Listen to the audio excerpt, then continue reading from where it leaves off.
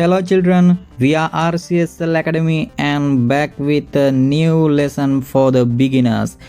මුලින්දම් ඉංග්‍රීසි ඉගෙන ගන්න කැමති අයට අපි පාඩම් මේ විදිහට කියලා දෙන්න තමයි අද ඉඳන් සූදානම් වෙන්නේ.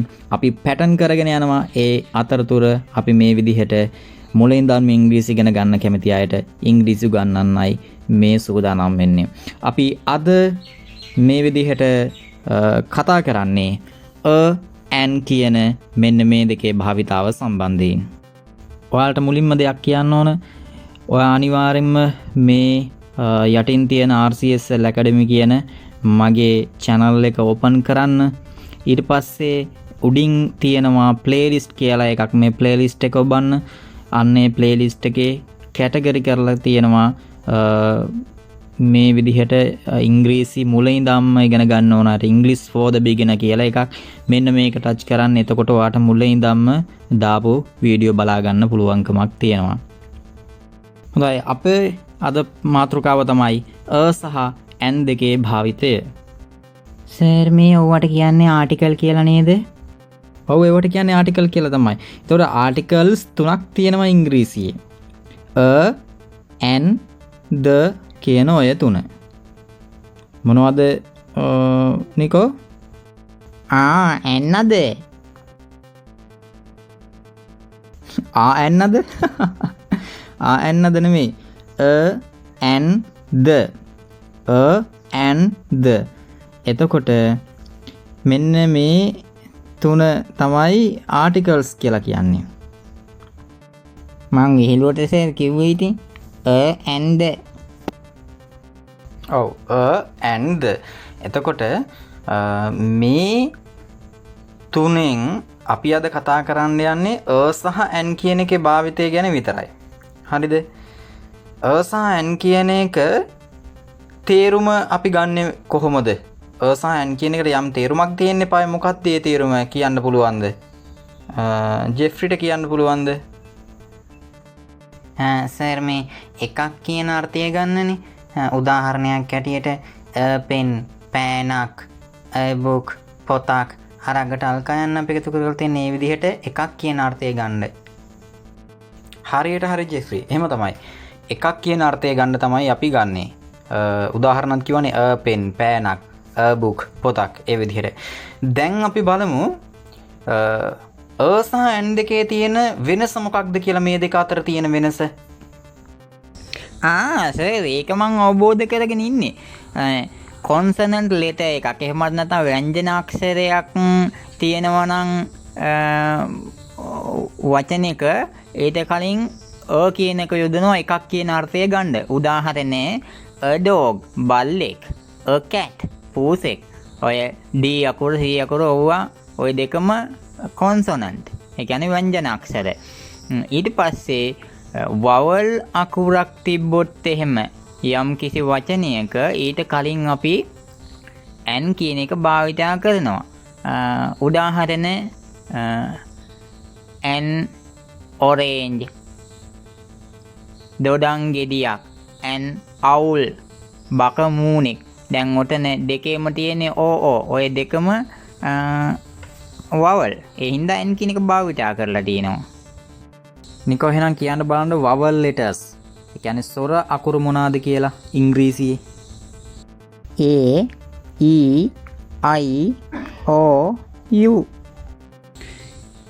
එතකොට නිකෝ කියන්නේ consonant letter එකකින් එහෙමත් නැත්නම් ව්‍යංජන අක්ෂරයකින් යම්කිසි වචනයක් පටන් ගන්නවා නම් අපි ඒක එකක් කියන අර්ථය ගන්න කියන එක ගන්නවා.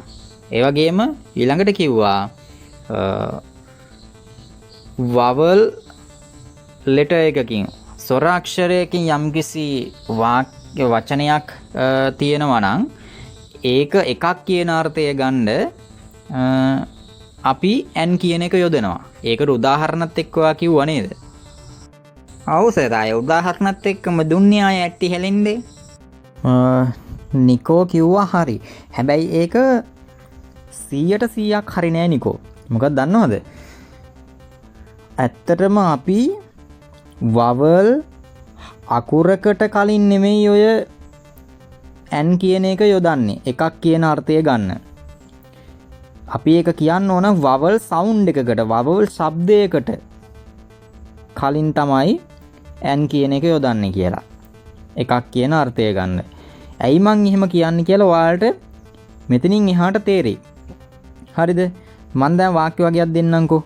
ඒ වාක්‍ය ඔයාලා කියන්න බලන්න ඇන්ද එන්නේ එහෙම නැත්නම් අද එන්නේ කියලා එකක් කියන අර්ථය ගන්න. හොඳේ?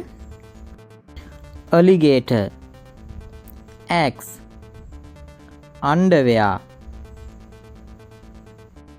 university, unicorn, universal truth. දැන් නිකෝ කියන්නේ මෙතෙන්ද එකක් කියන අර්ථය ගන්න ඇන්ද එහෙම නැත්නම් කියන එක දෙන්නේ කියලා. අයියෝ සර් වීසිනේ. ඔය ඔක්කොටම ඉන්නේ ඇන් කියන එක. මොකද ඔය ඔක්කොගේම තියෙන වවල් ලකුණුනේ හැම නාම පදයකම මුලට. ඉතින් එකක් කියන අර්ථය ගන්න ඇන් කියන එක දාන්නේ. නිකෝ ඇත්තටම ඔයාගේ උත්තරේ හරිද කියලා ඔම් බලන්නකෝ ඈ. පළවෙනි එක an alligator හැල කිඹුලෙක්. දෙවෙනි එක an axe පොරවක්. තුන්වෙනි එක an underwear යට ඇඳුමක්. ඊළඟට කියපු තුන බලන්න මේ තුනේ එන්නේ a university විශ්වවිද්‍යාලයක්, a unicorn කඟ වේනෙක්, a universal truth ලෝක සත්‍යයක්. සර් ඉතින් ඒ තුනේ තියෙන්නේ වවල් අකුරුනේ.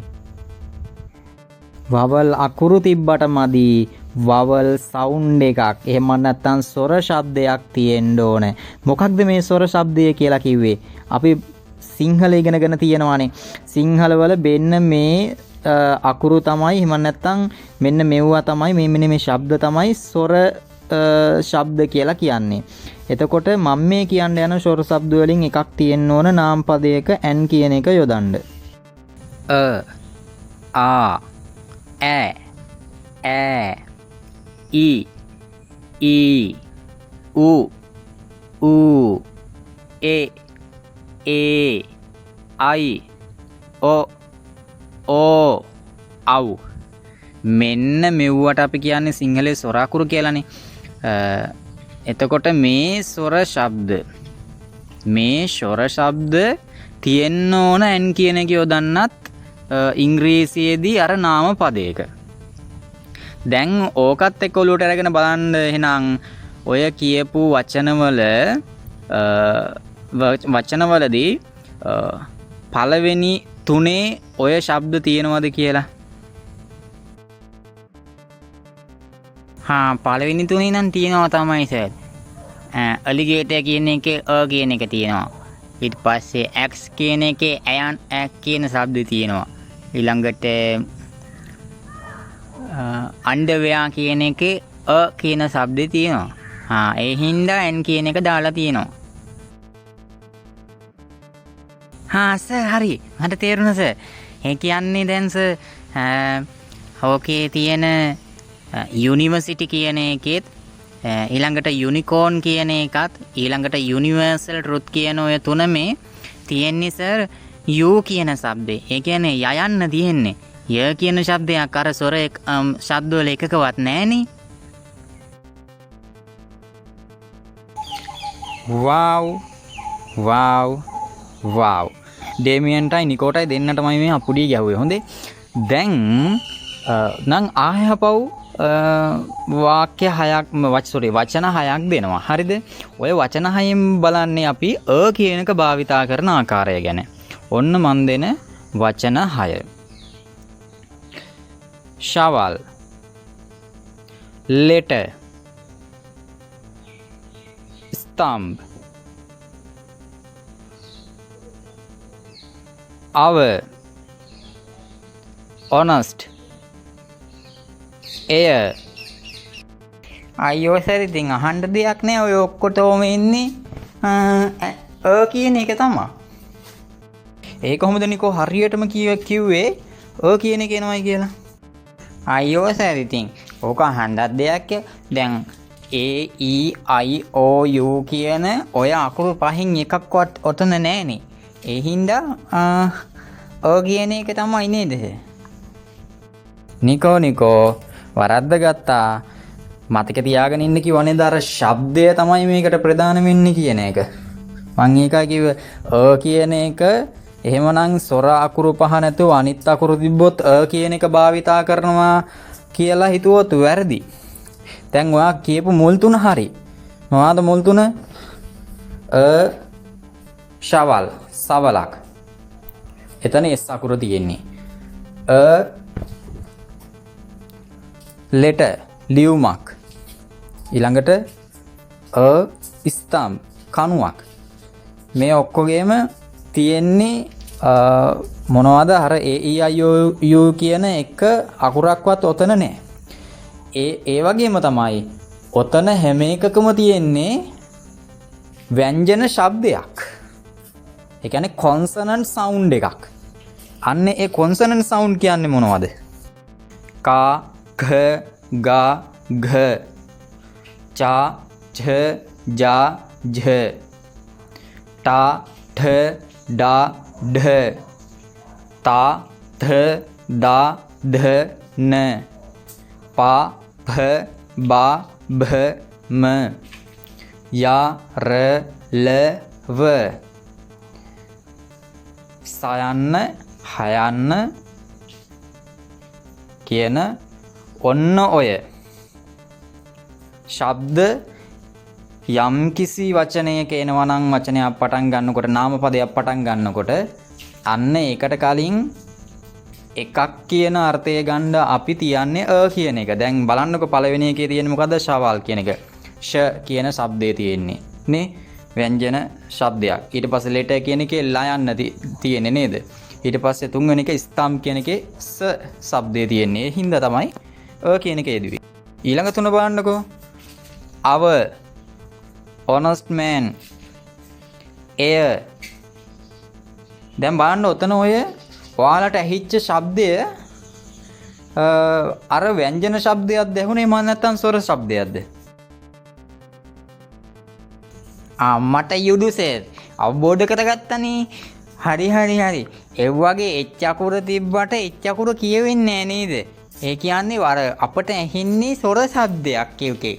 ඒ කියන්නේ අර HOUR කියලා තිබ්බට නැහුනේ අව කියලා අයන්න. ඊට පස්සේ අර honest man කියලා තියෙන තැන අපට ඇහුනේ හොය නෙවෙයි honest හොයන්න.